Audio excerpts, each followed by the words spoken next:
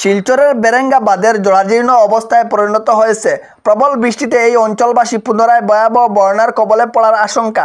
এই অঞ্চলের বহু বছরের পুরানো সমস্যাগুলোর মধ্যে অন্যতম সমস্যাটি হলো বেরেঙ্গা বাঁধের সঠিক মেরামতের অভাব।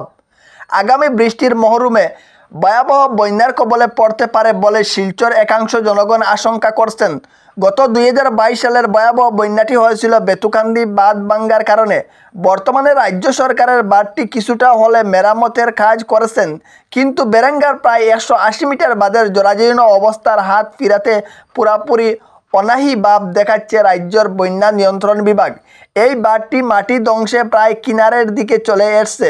স্থানীয়রা এও আশঙ্কা করছেন এইবারের বন্যায় নদীর দিকটি পরিবর্তন হওয়ার এক বিশাল আশঙ্কা রয়েছে।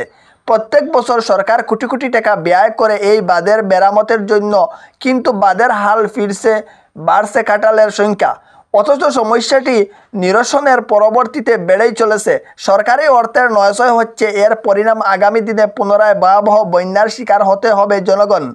অন্যদিকে জেলা প্রশাসন সহ জনপ্রতিনিধিরা সব কিছু জেনেও ধৃতরাষ্ট্রের ভূমিকা পালন করছে। জনগণের প্রশ্ন হলো, আগামী দিনে বেরেঙ্গার বাঁধ মেরামতের অভাবে ব্যঙ্গে, তবে অভিযোগটা কিন্তু প্রাকৃতিক না দিয়ে জনপ্রতিনিধিদের করবেন, সেটার উত্তর খুঁজে বের করতে অক্ষম স্থানীয় জনগণেরা।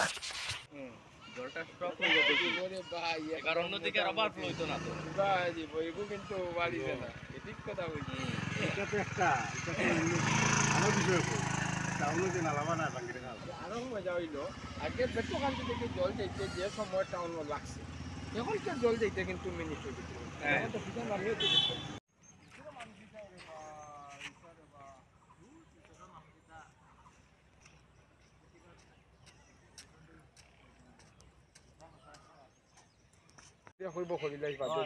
মারোয়ারি পার্টি বা ওকে তার ফ্যান খুললি ইঞ্জিনিয়ার মারোয়ারে তো কন্টেনার তো মারোয়া একটু বাকি তো এটা দফাদার সফাদার ওটা মেন কন্টেনার তো মারোয়ারি পার্টি তো দেখলাম সরিও